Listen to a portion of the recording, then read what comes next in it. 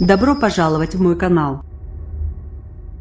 Accédez au menu. Accédez au contenu recherché sur tout le site. Abonnez-vous au Telegram. Publié le 16 janvier 2018. Le Telegram. Les prochaines semaines seront décisives pour l'avenir de la 380.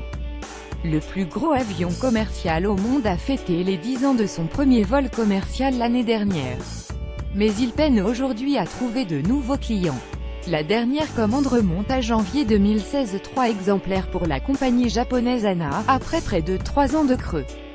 Très honnêtement, si nous n'arrivons pas à un accord avec Emirates, n'y aura pas d'autre choix que d'arrêter le programme, a clairement indiqué John Leahy, le directeur commercial du groupe, interrogé sur l'avenir du gros porteur, lors de la présentation du bilan commercial 2017 du groupe. En attendant que le marché des super gros porteurs redémarre, l'avionneur a engagé une course contre la montre pour maintenir le programme en vie en réduisant sa cadence de production depuis 2016.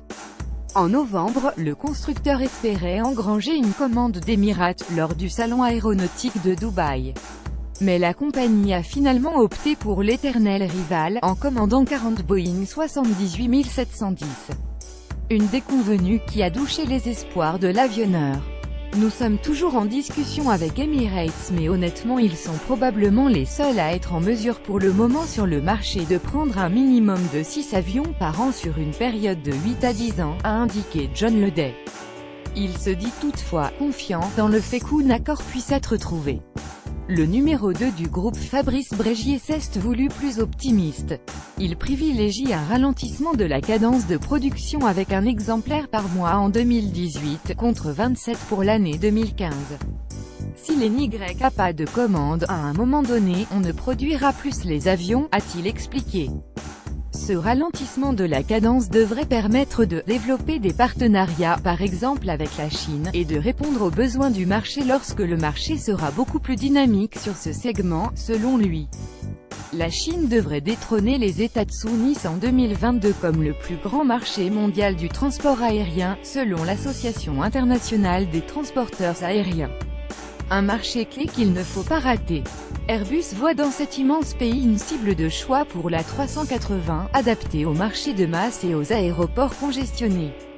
Pour l'heure, seuls 5 appareils ont intégré les flottes chinoises. Il faudra les convaincre, notamment en termes de rentabilité, le talon d'Achille de la 380. L'avion doit, en effet, voler à pleine capacité pour permettre aux compagnies de gagner de l'argent. Article à la une. Quand l'arbitre tacle un joueur et l'exclut LR. Alain Juppé prend ses distances à son tour massif. Pour être superbe toute l'année Irak. Plus de 30 morts dans un double attentat suicide à Bagdad. Le premier ministre irakien Haider al-Abadi a appelé hier à éliminer les cellules dormantes djihadistes après un double attentat suicide ayant fait 31 morts à Bagdad, le deuxième dans la Brest. Le portique du bassin numéro 9 va être démonté. C'est une décision symbolique. Un appel d'offres a été lancé en vue de démanteler le portique surplombant le bassin numéro 9 de la base navale de Brest, révèle Mer et Marine. Une décision qui enterre The Cranberries. La chanteuse Dolores O'Riordan retrouvée morte, silhouette longiligne et voix puissante jouant avec les aigus. Dolores O'Riordan, chanteuse rock irlandaise des Cranberries, est brusquement décédée, hier, à l'âge de 46 ans, à Londres. Des doutes sur le patrimoine de David Douillet. La Haute Autorité pour la transparence de la vie publique HATVP a annoncé, hier, avoir saisi la justice à propos de la déclaration de patrimoine de fin de mandat de l'ex-député LR et ancien judoka. Stade brestois. Ted Diallo bientôt en MLS. Jacob en Corse, attendu à Montréal, où un contrat de 2 ans une année optionnelle l'attend comme indiqué vendredi. Zakaria Diallo ne sera bientôt plus brestois. Corentin Jacob pourrait aussi quitter le Finistère cet hiver. Justice. Macron conserve le lien entre le parquet et la chancellerie. Emmanuel Macron s'est prononcé, hier, pour une réforme à minima du statut des magistrats du parquet et a annoncé un « plan global » pour les prisons, avant fin février, alors que la colère gronde. Conseiller du prince de Guillaume le Breton, le fidèle serviteur Guillaume le Breton voit le jour une génération après Pierre de Blois. Mais la Bretagne n'est plus celle de son prédécesseur. Natif d'un Léon en rébellion constante contre l'ordre Plantagenet, il atteint l'âge adulte alors que l'emprise de celui-ci sur le duché tend à se relâcher.